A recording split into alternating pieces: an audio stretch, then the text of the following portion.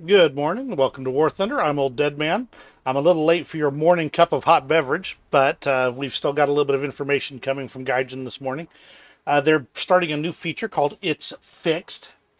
The It's Fixed is all about the major patches and changes that have happened recently that have a larger effect on the game. It sounds like they're going to do about a weekly digest of them if they're large enough and let us know what they've been changing. This is a great indication that Gaijin is working on communicating with the with its players a lot more than it necessarily has in the past. Now it is communicating about things that are that should be fairly well known already if you're paying attention, but this gives them an opportunity to put a little more detail on every aspect of what of the patches they're putting out. Some of these were updated today. Today's patch notes are actually fairly lengthy, but we'll take a look at the It's Fixed here real fast. First up, we have the protection analysis. So let's go ahead and pop over to a common tank that you might want to do the protection analysis on. And we go to modifications here. Not modif... Correction. We go to customization here. We go to armor. And we go to protection analysis. And you're looking at the tank, you can decide you want to see what you might be going against this tank with. And just because I'm feeling ironic right now, I'm going to go to US rank 4. Nope, or is it rank 3? I think it's rank 3, isn't it? M18. Yep, there it is, M18. We're going to use the M62 shell and see if there's anywhere on this we can penetrate this at 100 meters and do any serious damage.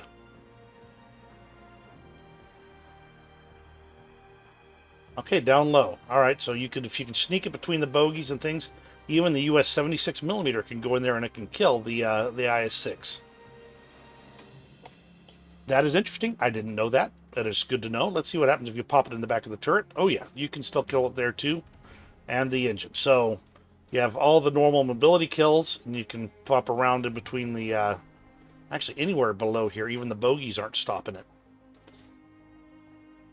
So along the top edge here. So that's good to know for future reference. Now, if we change tanks, say the BMP here, and we go to customization and protection analysis, it still has the M18's shell right here. That's pretty slick. So you can still, it'll keep that for you, as I understand it, until you uncheck the save choice. So there you go. That's one of the features they have added recently, and that's pretty slick, especially if you're going to be doing a lot of checking different tanks for a specific shell's capability to actually kill it. Next up, aircraft carriers. One of the things that they managed to break in recent times is the fact that you would be on an aircraft carrier in an actual map, and doggone it, you try and start your engine or you try and take off, and you would be bouncing down this runway, and it would either break your propeller or it would not give you a good shot off the carrier. I can't tell you how many F-11Fs, F1s I have put into the drink, and it's no fun. It doesn't make for a good start to the match, and I think that's it's wonderful that they finally fixed that. So you should be able to land and take off from your carriers with confidence now. Awesome. Remember back a little while ago they added these special sights for vehicles that have rocket capabilities on them. Things like the Calliope and the there's a few others. BM 824, RBT5, Type 75 MLRS. They added the on the left-hand side there where your M8 rockets are going to land. So you'd actually stand a chance of actually hitting a target with those rockets. Awesome change. Love it. I don't actually have anything that's affected. Well, okay. They might also affect the... No, the Ontos doesn't have rockets. So, yeah, might have some other effects that the other vehicles that are affected by it. But one of the things that happened at that same time is they disabled user-made sights for those vehicles.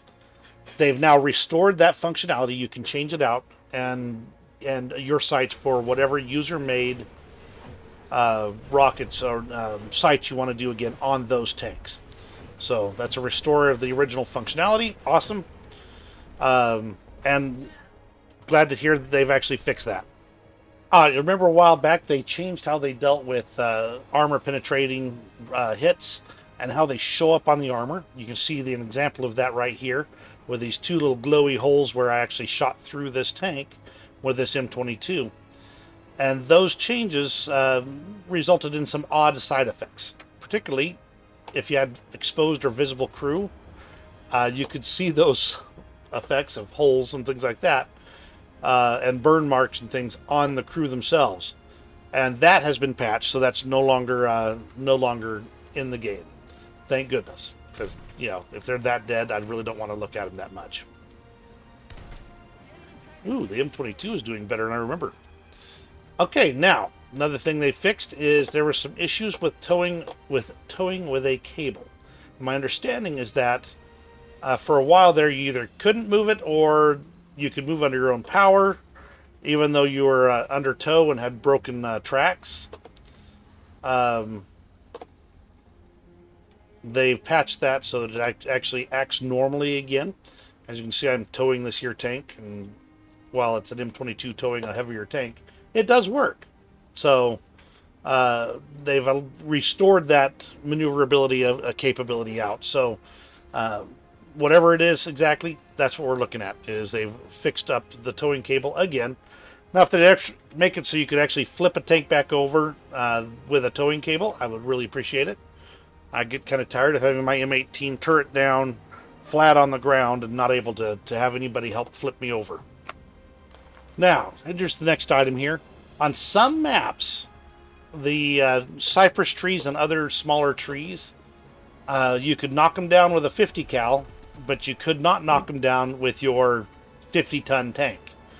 Now, I don't think it's ever been in effect on the test drive map, but they have actually patched that again.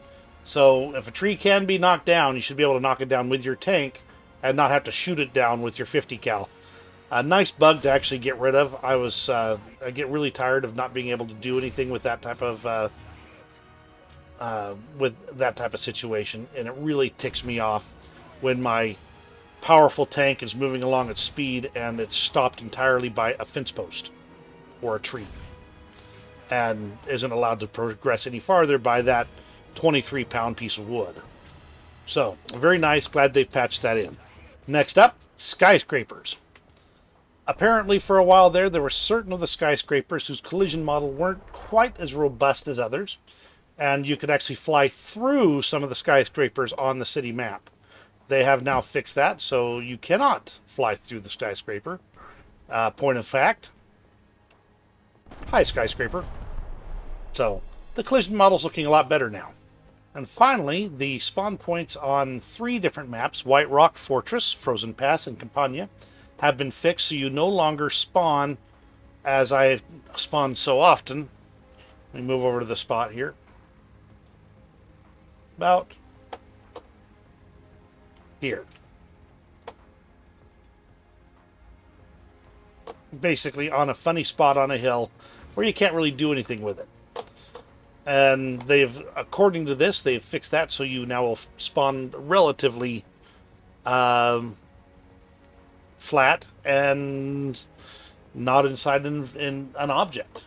There's been several where I've actually, in fact, the Vietnam map, one of the spawn points is inside a tree.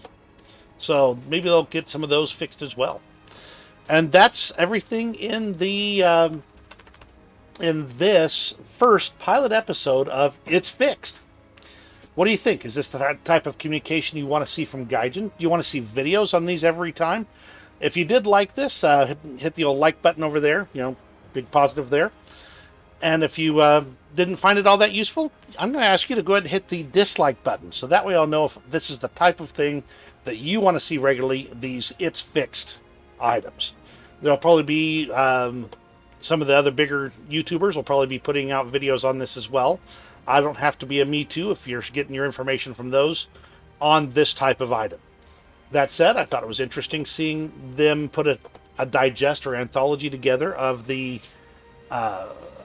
interesting parts of the updates and patches that they fixed, and I think that'll be really useful to see the big things, the things that are actually going to change how you play the game on a regular basis, as opposed to the smaller things, which are like this track now has been fixed from doing a visual bug and things like that. So let me know what you think, and you have a great rest of the day. We'll see you on War Thunder.